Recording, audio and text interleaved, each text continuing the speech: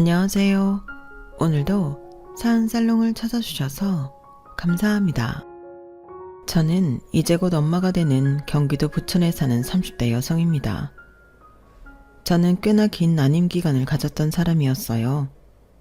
솔직히 시험관 시술도 하고 유명하다는 지방 한의원에 가서 약도 지어 먹어보는 등 할 수 있는 건 전부 해봤는데 잘 되지 않았었죠. 살면서 어지간해서는 뜻대로 이루지 못한 일이 별로 없던 저였는데 생명은 제가 바란다고 쉽게 가질 수 있는 건 아니었어요. 그래서 할 수 있는 만큼 했고 이젠 포기해야겠다고 마음먹었는데 이렇게 감사하게도 아이가 찾아왔고 아이를 품고 있던 그 시간 동안 저는 매일이 기적 같은 날이고 또 신비로운 일상이었는데요. 그것 말고도 제가 경험한 기적 같은 일이 또 하나 있어 이렇게 사연을 써보내게 되었습니다. 사실 이 사연을 쓰게 된 목적은 따로 있어요. 제가 제 남편 자랑을 좀 하고 싶어서 쓰는 거거든요. 저는 장담컨대 우리 남편 같은 사람은 세상에 1%도 되지 않을 거라고 자부해요. 그만큼 저희 남편은 저에게 최고의 남편이고 저희 엄마에게 최고의 사위인데 원래 사위 사랑은 장모라는 말이 있잖아요. 그래서인지 저를 빼고도 저희 엄마와 저희 남편 사이는 누가 보면 아들이랑 엄마 아니냐고 할 정도로 돈독하고 아름답게 그지없는데 지금부터 저희 남편과 저희 엄마의 사연을 소개해 볼까 합니다. 솔직히 저는 꽤 오랫동안 친정엄마를 미워한 딸이었어요. 왜냐하면 저희 집의 엄마로 하여금 폭삭 망했었기 때문이었죠. 그리고 돈도 돈이지만 엄마가 친 사고에 아빠가 밤낮으로 그걸 수습하기 위해 일을 하시다 사고로 하루아침에 돌아가시는 일이 일어났고 그 충격으로 저는 이 모든 일이 전부 엄마 탓으로 생각됐는데 그래서 엄마 곁에 있을 수가 없었어요. 또 가뜩이나 마음이 약한 엄마는 저를 볼 면목이 없다며 서운하다 표도 내지 못하고 마치 죄인처럼 지내시기도 했는데 그래서 더 어린 마음에 엄마를 용서할 수 없었던 것 같아요. 엄마의 마음, 엄마의 사정 따위는 생각하고 싶지도 않았거든요. 그러니 그 미움과 원망은 날카로운 가시가 되어 엄마를 공격했는데 엄마는 그런 공격을 받아도 마땅하다 생각했어요. 저희 엄마가 젊어서부터 마음이 약해 사기를 잘 당했는데 그게 나이를 먹어도 고쳐지지 않았거든요. 도대체 어떻게 살면 남에게 그토록 이용만 당하는 건지 어릴 때부터 무슨 보증을 잘못 썼다고 난리가 나고 또 누가 이름만 적어주면 된다는 꼬임에 만져보지도 못한 거액의 빚을 지기도 하다. 또 한 번은 돈 버는 일이라고 꼬임에 넘어가 다단계도 했었는데 그때 저는 어린 마음에도 세상에는 참 다양한 사기꾼이 있다는 걸 몸소 배울 수 있었어요. 그리고 그럴 때마다 엄마는 깊은 죄책감에 힘들어했는데 아빠는 그런 엄마를 한 번도 원망하지 않으셨죠. 다 괜찮다고 자기가 알아서 수습할 테니 너무 자책하지 말라고 엄마를 달래주셨는데 저는 그런 아빠도 이해할 수 없었어요. 그래서 화를 냈죠. 네 엄마가 착해서 그래. 원래 아무것도 모르는 부잣집 애기씨였잖아. 아빠 만나서 외갓집에서 쫓겨나고 그래도 아빠랑 너만 보고 산 엄만데 수정이 네가 엄마 좀 봐줘라. 사정이 딱한 사람을 보면 도와주고 싶은 마음이 든다는 걸 어쩌니. 아빠도 엄마의 그런 온화하고 착한 마음에 반해서 결혼까지 했는데 이제 와서 그렇게 살지 말라고 할 수도 없잖아. 아빠도 많이 반성하고 있어. 그리고 그 돈은 아빠가 열심히 일해서 메꿀 거니까 우리 공주는 걱정할 필요 없고 하던 대로 공부 열심히 해. 아빠 말 무슨 뜻인지 알지? 저렇게 말하며 아빠는 늘 죽으나 사나 엄마 편만 드셨는데 그걸 보면 저희 엄마는 무슨 복을 그렇게 많이 타고났는지 전생에 나라를 여러 번 구한 사람이 틀림없었어요. 그렇잖아요.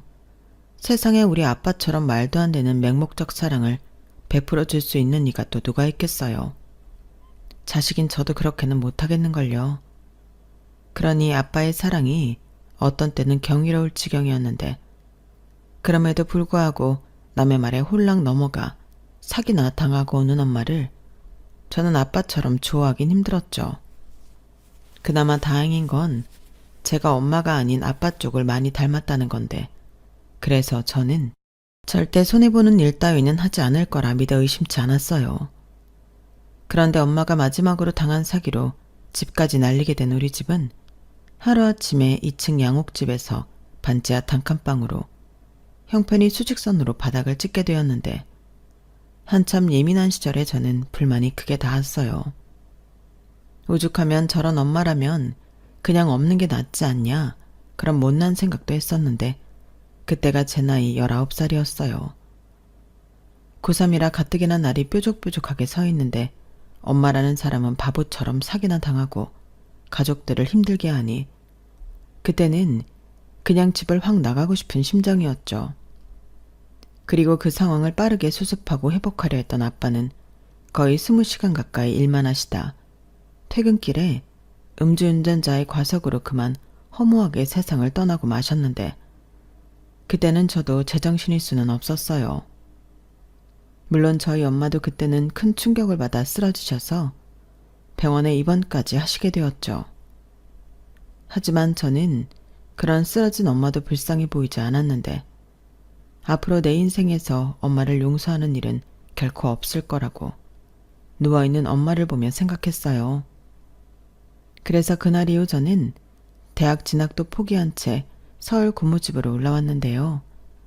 아빠의 장례식이 끝나고 큰 고모가 그러셨어요. 나는 죽을 때까지 네 엄마 미워할 거다. 그리고 너도 네 엄마랑 같이 살다 네 인생 말아먹지 말고 고모집으로 와. 내가 내 동생 지키지도 못하고 요절하게 만들었어도 조카인 너는 내가 지켜야 하지 않겠니? 그러니까 생각해보고 서울 올라오면 연락해라. 이렇게 말씀하셨는데요. 그런데 막상 고모집에 들어가니 제 생각과 모든 것이 다르더군요. 저를 지켜주겠다는 고모는 결코 좋은 마음으로 저를 오라고 한 건 아니었어요. 거의 매일 저만 보면 저희 엄마 험담을 귀에서 피가 날 정도로 하셨는데 저를 무슨 욕바지처럼 생각하는 것 같더라고요.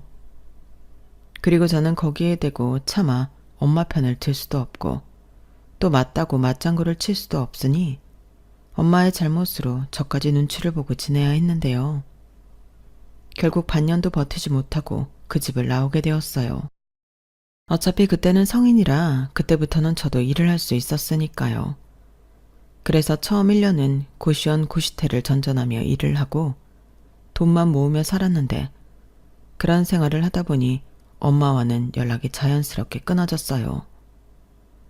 제가 서울에 오면서 전화번호를 바꾼 것도 있고 아마 엄마는 제가 고모집에 간 것을 알고 있는 것 같았는데, 그러니 잘 지내냐, 뭐 이런 안부 전화를 하고 싶어도 하실 수 없었을 텐데요. 그러다 계속 아르바이트만 하고 살 순 없어 취업에 유용하다던 컴퓨터 관련 자격증 몇 개를 따서 그 자격증으로 마침내 작지만 좋은 분이 많은 사무실에 취직하게 되었어요. 그리고 거기서 남편을 처음 만나게 되었는데요. 남편의 첫인상은 나이에 비해 더 어른스러웠어요. 그래서 저는 남편과 제가 나이 차이가 좀 난다고 착각했는데 나중에 알고 보니 세상에나 저보다 4살밖에는 많지 않아 꽤 충격이었죠. 왜냐하면 저는 그때 남편을 삼촌이라고 불렀거든요. 그러니 갑자기 너무 미안해졌고 남편을 볼 때마다 낯이 뜨거워 민망했는데 남편은 그저 허허 하면서 사람 좋게 웃었어요. 원래 남편 성격이 유하고 좋거든요. 그래서 남편이 부모를 일찍 여의고 친척집을 전전하다 보육시설에서 자랐다는 걸 전혀 몰랐는데요. 겉모습과 성격만 봐서는 좋은 부모님 밑에서 여유롭게 자란 티가 나는 사람이었어요. 그런데 어쩌다 우연히 남편의 그런 아픈 과거를 알게 된 저는 또다시 내가 사람을 잘못 봐서 실수했다는 생각에 고개를 들 수가 없었고, 그때부터는 어쩐지 남편을 대하는 게 무척이나 조심스러워져서 피할 때도 많아졌는데, 남편은 저와 사이가 멀어지는 걸 원치 않았는지 멀어지면 멀어질수록 저에게 더 가까이 다가와주는 사람이었어요. 왜냐하면 남편은 벌써 그때부터 저를 좋아하고 있었다고 했거든요. 그렇게 저는 처음으로 남편의 마음을 알게 되었고, 그때 난생 처음으로 남자한테 고백이라는 것도 받게 되었죠. 어찌나 수줍어하던지 저까지도 마른 침이 꼴깍꼴깍 넘어갔는데 남편은 저에게 이렇게 말했어요. 저기 있잖아. 사실 나는 연애 경험도 많이 없고 수정이 너도 알다시피 고아 출신이라 자신감이 많이 없어. 네가 나를 싫어할 수도 있다고 생각은 하는데 혹시라도 그게 아니라면 우리 만나보지 않을래? 내가 가진 건 별로 없지만 수정이 너한테는 내가 가진 것 중에 제일 좋은 것만 주고 싶어. 이게 지금 내 마음이야. 라고 하더라고요. 저는 그때 무슨 마음이었던 건지 남편이 자기가 고아 출신이라는 걸 부끄럽게 생각하는 게 싫었는데, 그래서 저도 아, 정말요? 근데 저도 오빠가 생각하는 것처럼 괜찮은 사람은 아니에요. 집이 유복한 것도 아니고. 사실 저도 친척 눈치 보다가 혼자 나와서 살고 있는 거거든요. 라고 이야기했는데 생판 모르는 남에게 제 이야기를 한 건 아마도 그때가 처음이었어요. 그리고 남편은 제 말을 듣고도 저도 자기랑 같은 처지의 사람이라고 생각했는지 정말? 수정이 너도 부모님이 안 계셔? 라고 토끼 눈을 하며 물었는데 그때 잠깐 망설이다 하는 수 없이 아니 그게 아니고요. 엄마는 계세요. 안 보고 산 지 오래됐지만 라고 저는 불편하기만 한 엄마와 제 이야기를 남편에게 조심스레 털어놓게 되었어요. 근데 그게 참 말을 다 하고 난 후엔 민망하고 난감하게 그저 없었는데 이상하게 속이 참 시원한 거예요. 생각해보면 그때는 남이 할까 무조건 제 과거는 숨기고 싶었던 것 같은데 그래서 다른 사람이 저에게 괜한 관심을 갖지 않고 저에 대해 물어보지 않았으면 좋겠다고만 생각했거든요. 그러면서 무언가 숨기고 사는 게 꽤나 불편했다는 걸 깨달았는데요. 제 이야기를 처음부터 끝까지 진지하게 들어준 남편은 정말 진심으로 걱정하는 얼굴로 더 멀어지고 서먹해지기 전에 엄마와 화해하는 게 좋을 것 같다고 하더군요. 그러면서 자기는 그런 엄마라도 있으면 소원이 없을 것 같다고 했는데 솔직히 그건 남편이 괜한 오지랖을 부리는 거라고 생각했죠. 그때도 몸은 성인이지만 정신과 마음은 아직 10대의 티를 벗지 못했기 때문에 저는 남편의 그런 생각해주는 척 부리는 오지랖이 싫었는데요. 속으로 생각했어요. 자기는 부모가 없으니까 잘 모르는 거지 세상엔 없는 게 더 나은 부모도 있다고요. 하지만 이런 제 생각은 입 밖에 꺼낸 적이 없음에도 아주 오랫동안 제 마음에 박힌 가시처럼 아프고 엄마에게 미안했는데 나중에 엄마가 저와 떨어져 지내면서 많이 힘들었다는 걸 알게 되었어요. 자기 때문에 사랑하는 가족이 모두 떠났다고. 아빠에 대한 죄책감과 저에 대한 미안함으로 TV에 나오는 자연인처럼 모든 걸 다 버리고 혈혈단신으로 숨어 지내기도 했다는데 건강이 나빠져서 엄마의 막내 동생인 이모한테 SOS를 친 것 같더라고요. 그나마 외가 식구 중에 엄마가 유일하게 연락하고 지냈던 사람이 막내 이모였는데 이모는 이참에 정신 똑바로 차리지 않으면 영영 딸 자식 얼굴도 못 보고 살 거라고 엄마한테 이를 악물고 살라고 했고 그날 이후 엄마는 다시 태어나는 마음으로 돈을 벌었어요. 그래서 이모와 반찬 가게도 차리고 나름 열심히 살고 있었는데 그러면서 저를 찾으려 무던히 노력을 하셨나 보더라고요. 하지만 고모가 네가 무슨 낯짝으로 네 딸을 찾아? 네 딸은 내가 잘 데리고 있으니까 관심 끄고 너나 잘 살아. 피 같은 내 동생 인생 그렇게 요절하게 만들었으면 너도 우리한테 죄인이다. 다시는 연락하지 마. 수정이 찾을 생각도 하지 말고. 라고 했다는데 솔직히 너무 화가 났어요. 그때는 이미 벌써 제가 그 집을 버티지 못해 나간 지 한참이 지난 후였는데 고모는 마치 그때도 저를 데리고 있는 것처럼 연락하지 말라고 했으니 엄마는 그 말을 철석같이 믿었다고 했어요. 그리고 다시 연락을 해볼 생각도 못하고 그저 딸인 제가 자기를 찾아오면 돈이라도 쥐어줘야지 하는 마음에 악착같이 살았다고 했는데요. 그래서일까요? 제가 집을 나왔을 때 엄마의 모습과 제가 다시 엄마를 마주했을 때의 모습은 정말 많이 달랐어요. 그때 이모가 네 엄마 고생 진짜 많이 했어. 하루 온종일 너만 생각하고 너만 걱정하면서 살았어. 그건 내가 보장해. 그러니까 수정이 너도 네 엄마 그만 용서해줘라. 이젠 네 엄마 순진하게 사람한테 속지도 않고 때도 많이 탔어. 라고 했는데요. 정말로 엄마가 그동안 어떻게 살았는지 말을 하지 않아도 알 것 같은 모습이었어요. 그리고 그게 제가 남편과 연애 5년 후에 결혼을 결심하고 처음으로 엄마를 찾아간 날이기도 했는데 그땐 정말 떨려서 잠도 설치고 거의 뜬 눈으로 날을 새고 엄마가 있다는 곳에 가게 되었어요. 사실 저는 어차피 시댁도 없고 저도 친정이라 할 곳이 없으니 결혼식은 생략하고 혼인신고만 하고 살아도 된다고 생각했거든요.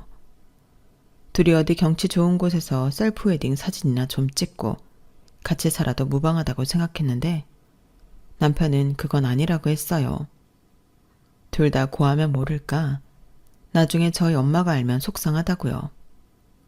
그래서 솔직히 내키지는 않았지만 떠나온 단칸방에 있던 그 동네를 시작으로 엄마를 찾아보게 되었는데 그다지 힘들지 않게 엄마가 있는 곳을 알 수 있었어요.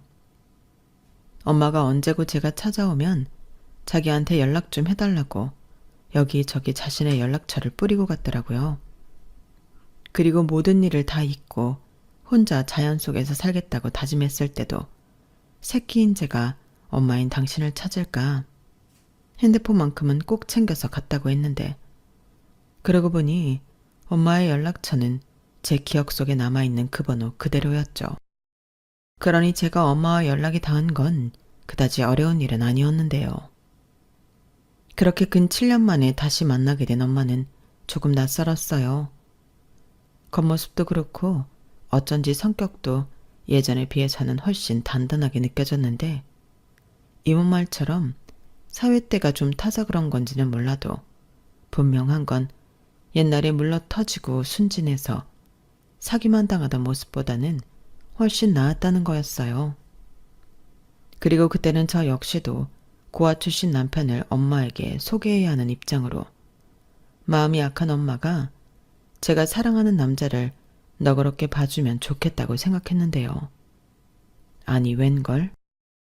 엄마는 저를 7년 만에 만나 벅찬 감동을 넘어 남편의 사연을 알고는 마치 수도꼭지가 고장난 것처럼 눈물을 멈추지 못하셨어요. 그러는 거 보면 사람의 천성은 절대로 변하는 건 아닌 것 같더라고요. 그 뒤로 지독한 사위사랑이 시작되었는데 남편은 다시금 부모가 생긴 것 같다며 행복해했죠. 그러면서 장모님 말고 엄마라고 불러. 나도 평생 아들이 있었으면 했거든. 재준이 엄마 아들 하자. 아들 같은 사위 말고 진짜 아들 해. 라고 했는데 그때 남편은 감동을 했고 저는 발끈했는데요. 당연하죠. 엄마 때문에 저희 관계가 연인 사이에서 남매가 될 판이잖아요. 엄마, 말이 이상하잖아. 그럼 우리가 남매라는 거야? 남매끼리 결혼하는 거 봤어? 엄마 오바 좀 하지 마. 아들 같은 사위 딱 거기까지만 해. 라고 진심 화를 냈는데 옆에서 이모가 어찌나 배꼽을 잡고 깔깔 웃던지 설마 네 엄마가 네 남편 뺏어다가 아들 삼겠냐? 그냥 예쁜 사위한테 엄마 해주고 싶어서 하는 말이지. 애가 왜 이렇게 융통성이 없어?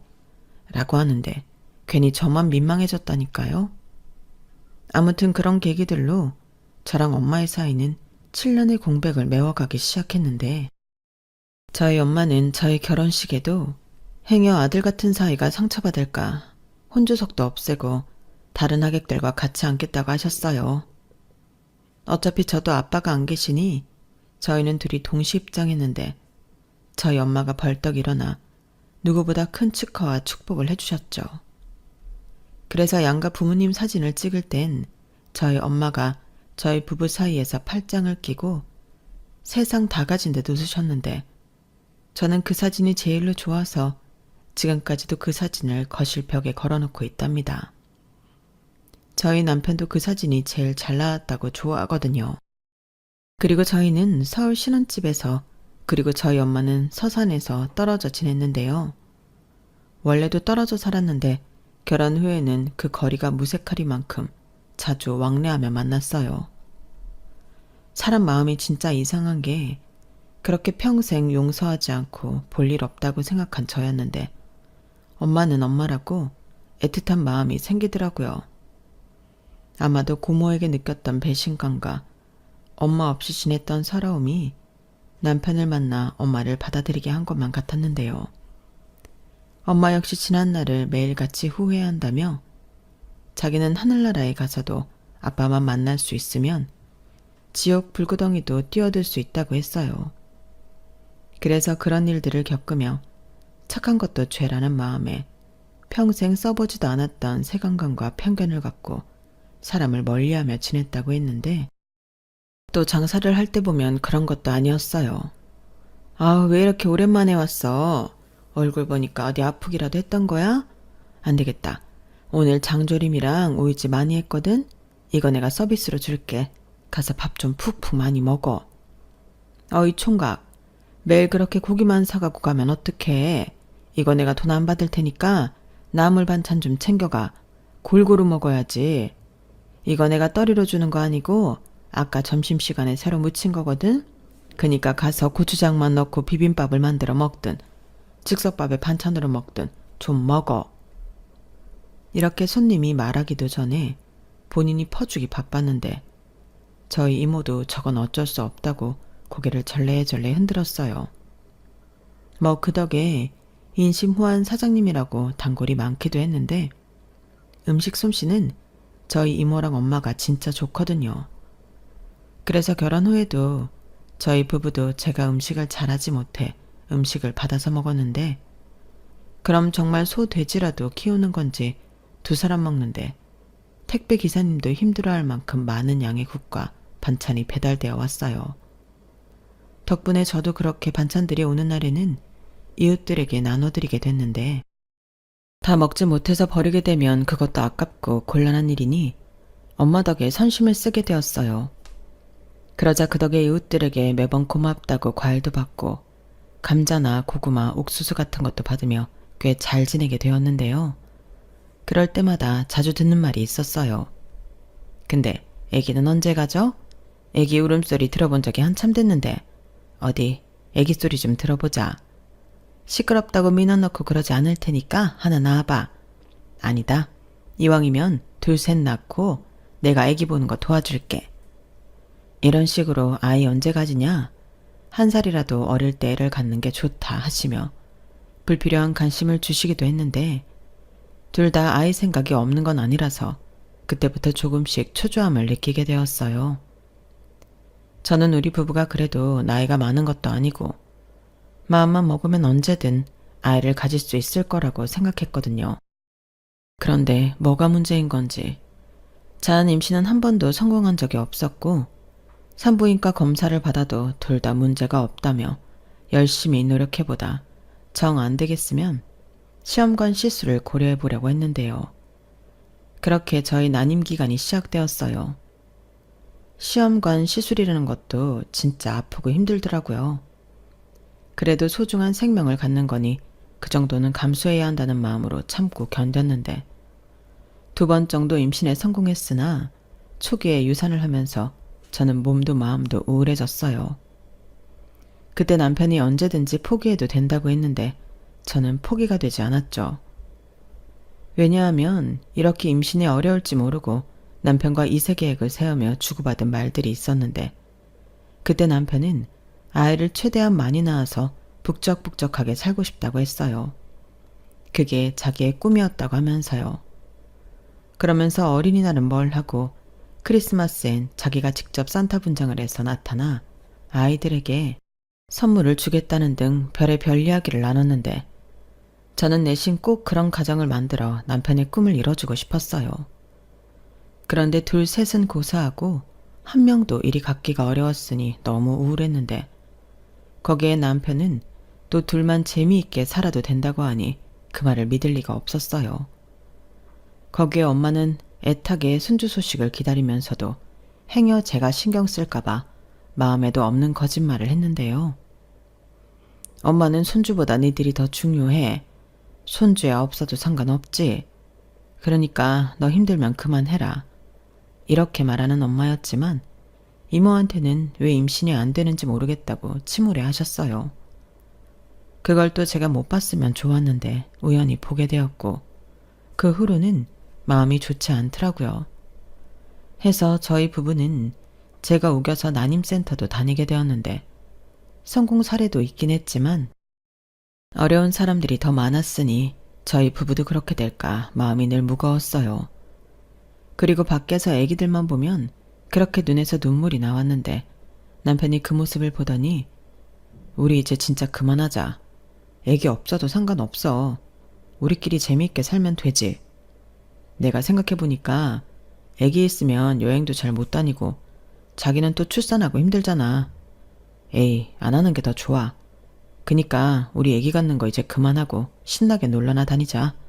라고 했는데 저는 그런 남편이 고마우면서도 미안해서 아무런 대답을 하지 못했어요.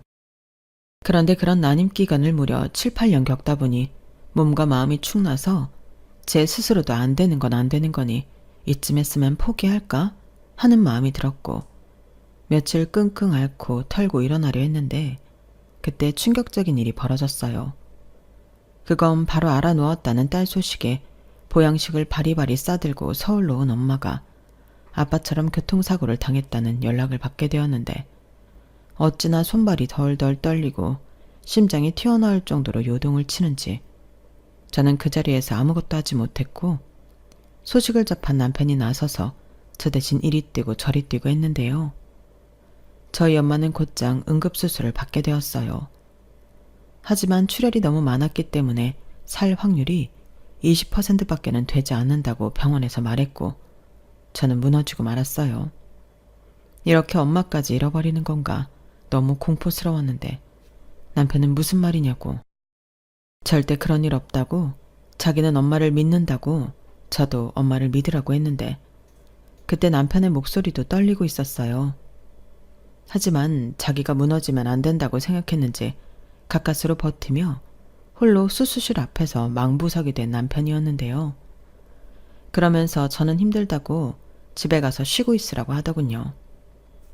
제가 그때 몸도 별로 좋지 않고 아무런 준비도 없이 병원에 왔기 때문에 남편은 집에 가서 있다가 자기의 연락을 기다렸다가 필요한 것들을 좀 챙겨오는 게 어떻겠냐고 했는데 저는 싫다고 했어요. 우리 엄마 딸인 내가 있어야지 그런 생각이 들었거든요. 하지만 남편은 이런 거 길게 봐야 해. 그리고 자기랑 내가 한 몸인데 내가 있으면 자기가 있는 거지. 지금은 모든 가능성을 열어두고 우리가 거기에 맞춰서 대응하는 게 최선이야. 자기 요즘 몸 컨디션 별로라고 힘들어했잖아. 일단 자기부터 빨리 컨디션 회복하고 나랑 교대하자. 아까 수술 잘 끝나도 오늘은 중환자실 가셔야 한다고 했어. 그러니까 사실상 자기 여기 있어도 잠깐 면회밖에는 안 돼. 내가 전화할게. 라며 저를 무조건 집으로 돌려보내려 했는데 나중에 그러더라고요. 혹시라도 만약에 안 좋은 결과가 있거나 수술이 끝난 엄마의 모습이 너무 좋지 않으면 제가 충격을 받을까봐 자기가 먼저 확인하고 저에게 알리고 싶었다고 했는데 저는 그것도 모르고 남편이 왜 저러나 짜증이 났어요. 내가 자식이지 자기가 자식인가? 그런 생각도 했는데 일단 정말로 아무런 준비도 없이 병원에 온 거라 남편의 말을 듣기로 했죠. 대신 내일 아침 일찍 만반의 준비를 해서 병원에 다시 와야겠다. 그렇게 생각하고 남편에게 꼭 전화달라고 이야기한 뒤 집으로 돌아왔는데요. 현관문으로 들어오는 순간 후들거렸던 다리는 힘을 아주 잃었어요. 그래서 신발도 벗지 못하고 현관에 주저앉아 한참을 서럽게 목 놓아 울었던 저는 이 모든 걸 안쓰럽게 지켜보실 것만 같은 아빠한테 제발 엄마를 데려가지 말라고 떨어져 지낸 시간이 너무 기니까 조금 더 같이 지내고 싶다고 간절한 마음을 담아 빌었는데요. 집에 온 지 2시간 후에 남편에게 연락이 왔어요. 엄마 수술 잘 끝났어. 중간에 위험했던 순간이 있었다곤 하는데 무사히 고비도 잘 넘겼고 지금은 회복실에 있다가 당분간은 중환자실에서 경과를 지켜본다고 하더라고. 나 엄마 얼굴 보고 자기한테 사진도 찍어서 집에 갈게. 우리 자기 많이 놀랐을 텐데 엄마 괜찮아. 내가 괜찮을 거라고 했잖아. 이제 잘 회복하고 깨어나면 아무 문제 없어. 정말? 우리 엄마 진짜 아무 문제 없는 거 맞지? 맞다니까. 우리 빨리 엄마 깨어나시라고 기도하자. 그러자. 저는 마지막엔 금방이라도 울 것 같은 목소리로 겨우 대답했어요. 그리고 남편의 말처럼 씩씩하게 버티자고 다짐했는데요. 괜한 임신을 바랄 것이 아니라 지금은 엄마의 건강만 바라고 있었죠. 그래서 제 손으로 병간호도 다 하고 엄마가 의식이 돌아오면 그때부터는 우리 같이 살자고 얘기하려고 마음먹었는데 하루가 지나고 이틀이 지나도 엄마의 의식은 돌아오지 않았어요.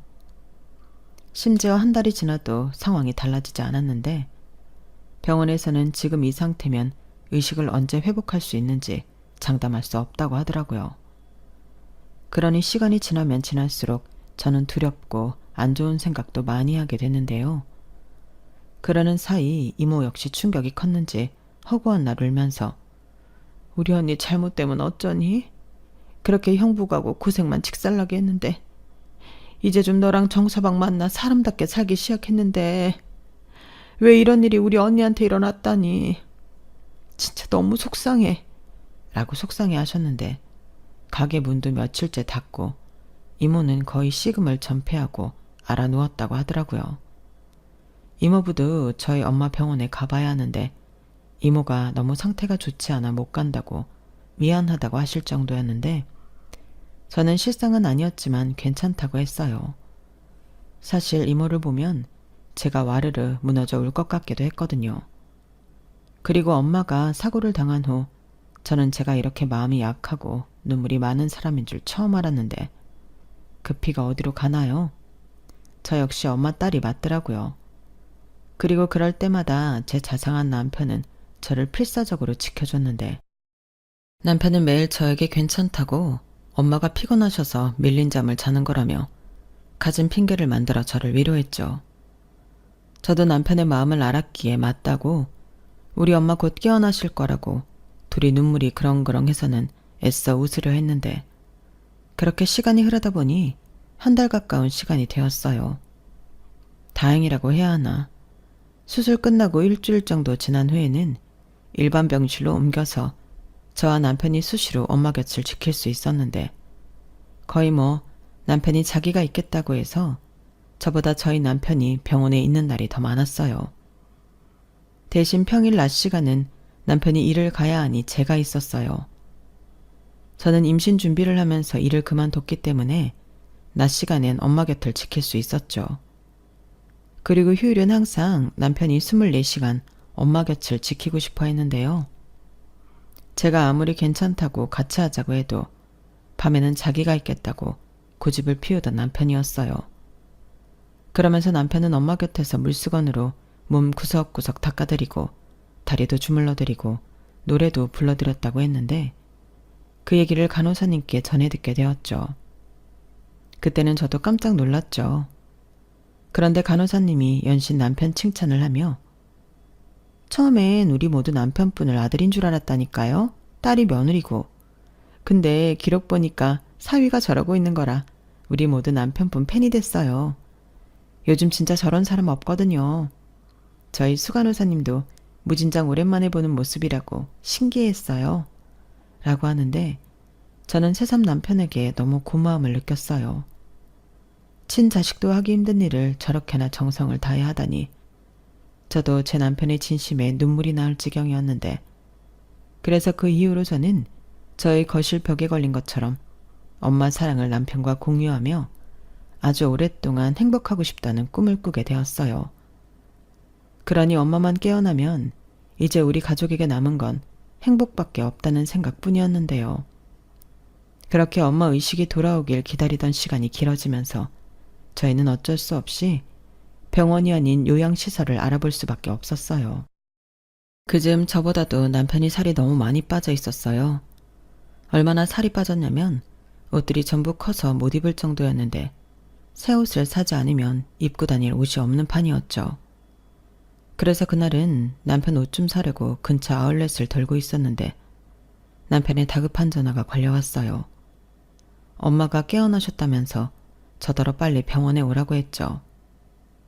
저는 정말 만세라도 외칠 기세로 정말? 하고 외쳤고 불이 나게 택시를 잡아 타고 병원으로 갔죠. 그러자 정말로 의식을 찾은 엄마가 저를 보고 빙그레 웃으시는데 저는 아이처럼 달려가 엄마를 안았어요. 엄마, 내가 얼마나 기다렸는지 알아? 왜 이렇게 늦잠을 오래 잤어? 나 무서웠잖아. 아휴, 우리 딸, 엄마 못 깨어날까봐 무서웠어? 엄마가 시간이 이렇게 많이 지났는지 몰랐네. 미안해.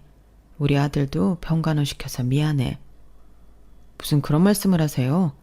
깨어나셨으니까 저는 다 괜찮아요. 저는 엄마만 무사히 저희 곁에 계실 수 있으면 진짜 다 괜찮아요. 남편은 그런 말을 하면서 끝내 울음을 참지 못했어요. 나중엔 저보다 더 엉엉거리며 서럽게 울더라고요. 그래서 저희 엄마가 두 팔을 벌려 남편을 안아주셨는데 그 병실에 있던 사람 중에 울지 않는 사람은 단 한 명도 없었어요. 그리고 저희 엄마는 마치 언제 의식을 잃었던 사람이었냐는 듯 건강하게 퇴원하셨는데 병원을 나서려는 그때 엄마가 저에게 그러셨어요. 근데 딸, 혹시 아기 가졌니? 이렇게 말하셨는데 저랑 남편은 깜짝 놀랐죠. 그럴 리가 없었기 때문에 무슨 소리냐고, 혹시 의식 잃었을 때 꿈이라도 꿨냐고 농담 반 진담 반 말했는데 엄마는 제 몸이 좀 변한 것 같다고 집에 가는 길에 산부인과에 들러보자고 하셨어요. 저는 무슨 말도 안 되는 말을 하는 거냐?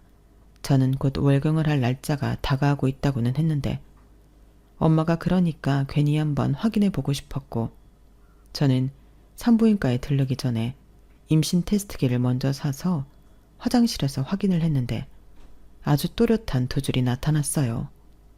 얼마나 놀랐는지 처음 보는 그 두 줄이 너무 신기했는데요. 저는 곧장 남편과 엄마에게 임신 테스트기를 보여주고 산부인과로 향했어요. 그리고 벌써 임신 8주라며 아이 심장 뛰는 소리도 들었어요. 벌써 몇 번째 눈물을 흘리고 있는지 모를 저희 부부와 엄마였어요. 그동안 제 컨디션이 나빴던 이유가 다 이것 때문이었더라고요.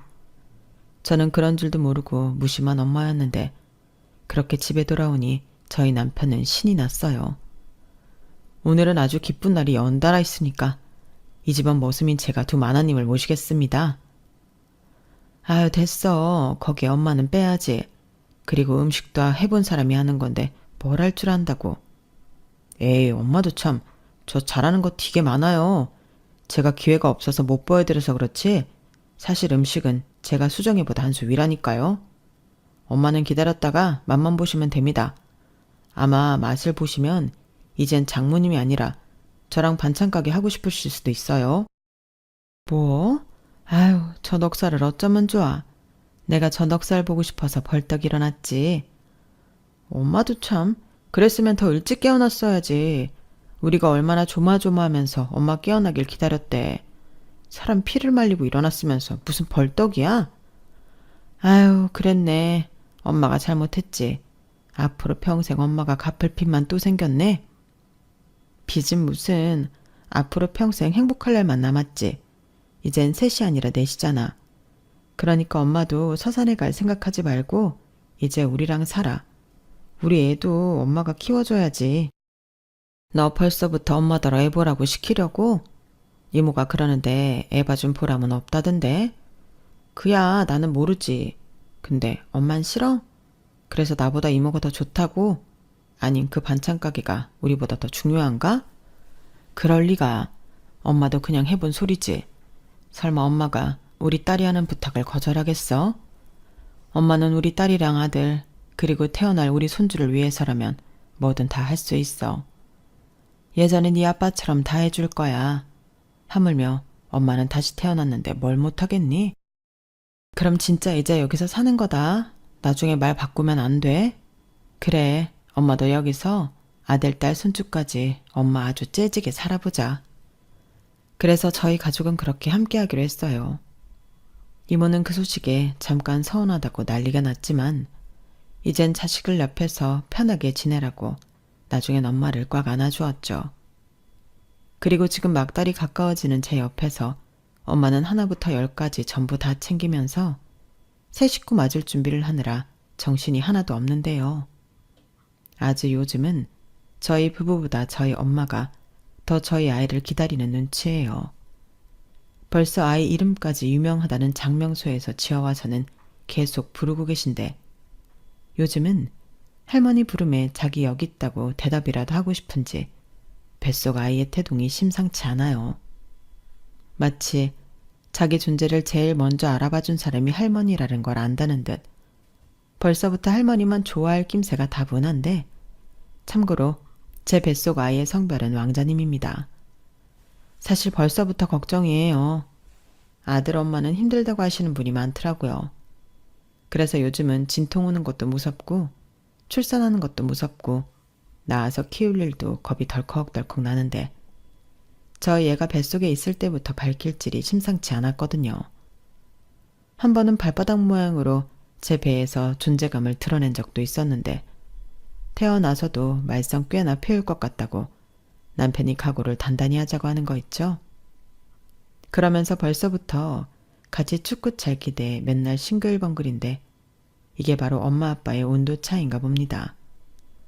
그래도 뭐 그렇게 바라던 아이이니 말은 이렇게 해도 저는 매일 감사하고 행복해요. 자식을 낳아보면 나보다 더 소중한 존재가 있다는 걸 알게 된다고 하던데 저는 그저 제 아이를 사랑으로 키울 생각입니다. 나중엔 마음이 어떻게 달라질지 모르지만 지금은 공부 못해도 상관없고 말썽 피워도 상관없으니 그저 아빠 닮은 건강한 아이로 자라길 바랄 뿐이에요. 그 이상을 바란다면 그건 욕심이죠. 어떻게 찾아온 귀한 선물인데요. 다만 엄마, 아빠, 할머니 너무 힘들게 하지 않았으면 하는 아주 작은 소망이 있다는 점만 우리 아이가 알아주길 바라는 마음인데 제가 지금 마음을 잃지 않고 좋은 엄마가 될 수 있도록 따뜻한 조언과 응원 많이 부탁드립니다. 출산의 고통은 경험한 적이 없어 요즘 그게 제일 궁금하고 또 두려운데 저도 이젠 정말 어른이 되려나 봐요. 엄마가 전에 그런 말을 해준 적이 있거든요. 엄마는 아이를 낳았다고 바로 되는 게 아니라 그 아이가 엄마라고 불러주던 날 되는 거라고 하셨는데 그래 저 자신도 제가 처음 엄마라고 불렀던 그날을 잊지 못한다고 하셨어요. 그리고 출산의 고통은 그런 기쁨에 견줄 것도 아니라며 저더러 두려워하지 말라고 하셨는데 부디 엄마의 그 말이 진짜이길 바라며 저는 이만 사연을 마치도록 하겠습니다. 아, 제가 저희 남편 자랑하고 싶어서 사연을 신청하게 됐다고 했잖아요. 그래서 사연 말미에 적어보자면 저희 남편 정말 대단하지 않나요? 저는 하늘에 계신 아빠가 당신이랑 꼭 닮은 저희 남편을 저에게 보내줬다고 생각할 때가 많아요.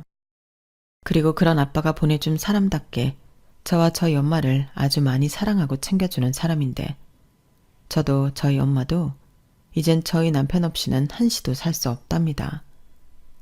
그만큼 저희 남편은 저희 가족 중에서도 제일 중요한 사람이 되었어요. 그리고 저는 임신을 하기도 전부터 남편이 좋은 아빠가 될 거라는 걸 한 번도 의심해 본 적이 없는데요. 그러니 저희 집은 저만 잘하면 되는 것 같아요. 저는 전생에 무슨 좋은 일을 많이 해서 우리 남편을 만났을까요? 그러니 이런 좋은 사람을 곁에 오랫동안 둘 수 있도록 저도 걸맞는 좋은 아내가 되고 싶습니다.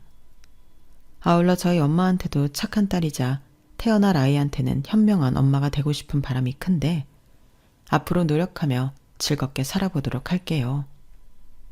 어디서 그런 글을 봤는데 인생이 심심하면 아들을 낳으라고 하더라고요. 앞으로 어떤 재미난 일들이 저를 기다리고 있을지 아직은 모르지만 열심히 살겠습니다. 그럼 지금까지 제 사연 들어주셔서 대단히 감사드리고요. 늘 건강하시고 행복하시고 좋은 일만 가득하길 진심으로 바라겠습니다. 안녕히 계세요.